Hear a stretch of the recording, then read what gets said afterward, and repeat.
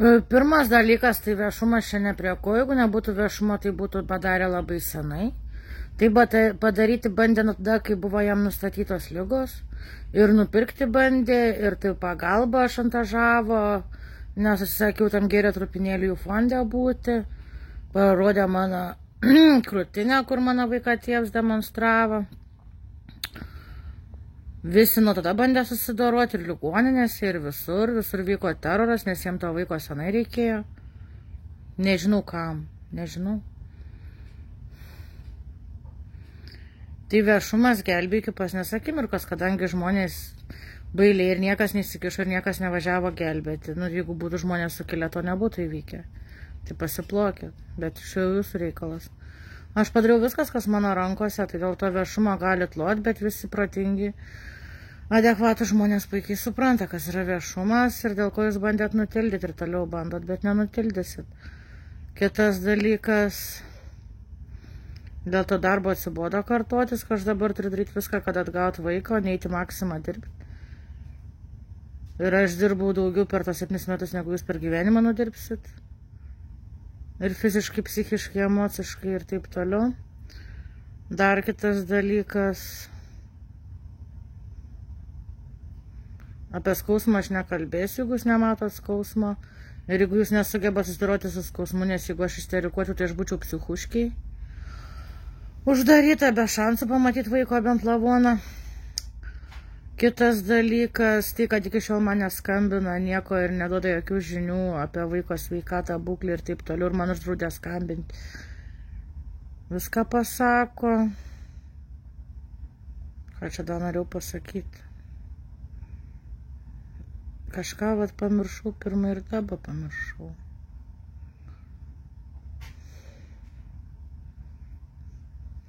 Bet matot, prie ko privertylo? Kažkam nepatiksit, vat paims ir padarys. Kažkas užsimanysiu su vaiko, paims ir padarys. Nes visi, kas stebėjo nuo pat pradžių šitą istoriją, supranta, kad čia viskas nenormalu. Nepaaiškinama, ai. Ir dar kalbėti apie tas kortas, magijas, kad to neegzistuoja, tai nuo senų senovės. Viso egzistuoja informacija knygose, raštuose. Protėvių. Visi padavimai ir taip toliau tie, žodžiu, senolių, protėvių išmintis ir taip toliau.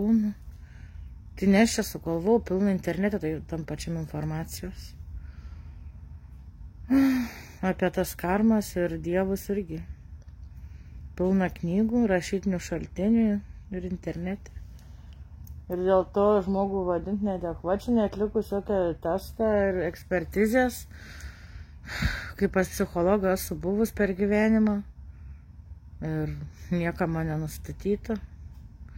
Bet kadangi dabar vyks visi įstatymai, žmonių teisės, neįgalių teisės, visas konvencijas ir taip toliau sulaužytas, tai čia bilia ką gali prikurti. Aš nieko nebesistebiu. Aš jau ir žmonių nebesistebiu. Degradacija.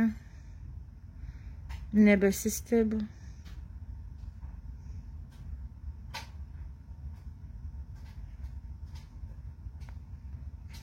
Jo, karmos dėsniai sako taip, tu gauni atgal. Tai, pavyzdžiui, jeigu tas žmogus iš tikrųjų, jis turbūt savo vaikų nemyli, jis neužuč, kaip mano motina, pavyzdžiui, nekenčia, tai jums už tokius darbus ne vaiką paimso, tai tiesiog kas žmogus svarbiausia. Ką jis labiausiai vertina, aukštin, be ko negalėtų gyventi, skaudžiausiai kertama yra. Kadangi tai yra mano vaikas, man kirto čia, bet čia ne karma. Aš jau karmą buvau užvalius. Aš viską buvau užvalius, atidirbus. Čia. Ir aš nebenoriu savo kančios sukelti, tą prasme, aš turėčiau ką kaukti, draskytis, ten laužti duris, ką mane durnyną uždarytų, ar areštuotų, ar baudą uždėtų, kurie aš neturiu pinigų. Ką aš turėčiau daryti? Man niekas niekada darbo nesakė, aš dirbu su savo vaiku, aš skiriu jam laiką. Aš dabar nežinau, man net nepasakė, ką aš turiu vykdyti. Man tik uždraudė artintis ir lysti. Nu. Paštu aš gavau tą patį lapą, kurį kėliau, daugiau nieko. Kiekvienam sveiko proto žmogui suprantama, kad man reikia pailsėti prieš visus kryžiaus žygius, kurie laukia. Ir aš pat nežinau, kaip geriau elgtis, nes čia savaime aišku, kad čia situacija nenormali, neįlinė ir čia paprasti tie dalykai nepadės ir ta nemokama teisinė pagalba iš vis gali susikišti subinę. Turbūt nesusidūrėt su tuo. Jeigu brangiausia advokatai nesugeba bylų laimėti prieš tokius. Tai apie kokius nemokamus šnekat? Ta nemokama, kuris dirbta į pačiai valstybei. Ženklas. Siūlot advokatą, kuris dirbta į pačiai sistemai, kuri pagrobė vaiką. Jūs proto turit smegenų? Neturit.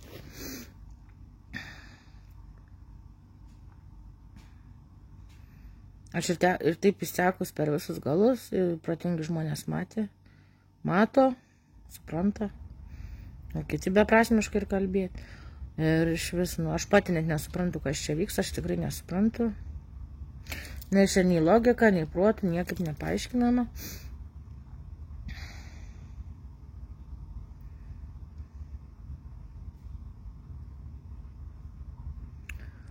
Nežinau. Taip guliu ant jo pagalvės. Skalbiu. Bandau prisiversti pavalgyti. Sumuštinį valgiu. Su dešra ir duona.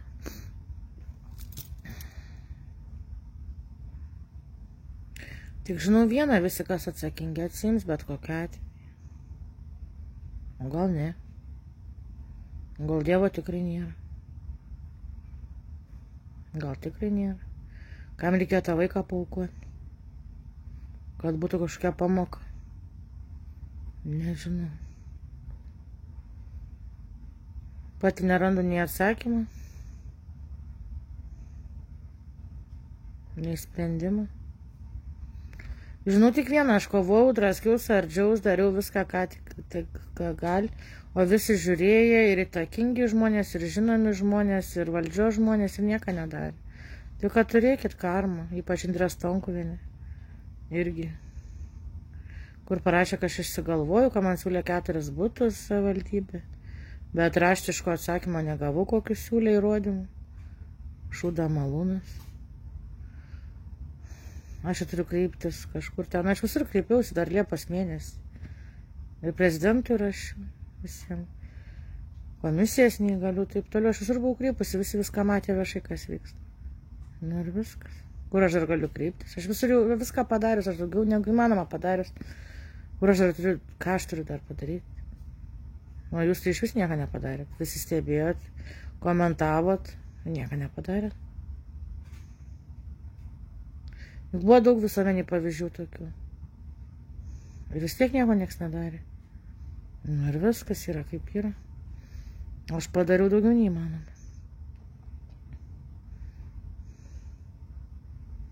Kas iš to, kad jie nepalistatymus veik, ką man ten ginčyti? Ką man ten daryti?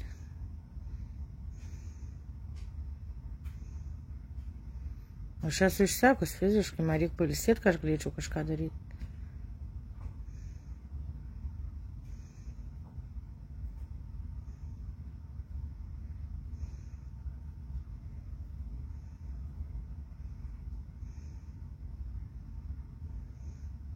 Žmonija tai neveltui čia susinaikint, galiu pasakyti, greičiau susinaikint.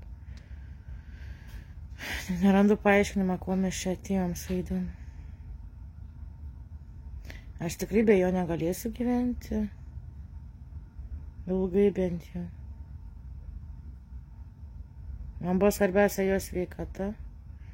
Kad jis gyventų kuo linksmesnį, kuo geresnį gyvenimą, turėdamas tokias kančias, skausmus. Tokį gyvenimą norėjau, kad turėtų kuo daugiau laimės, paprasčiausiai. Kuo daugiau laimės. Kuo mažiau kančių ir kuo daugiau laimės. Tik tiek. Neturiu ką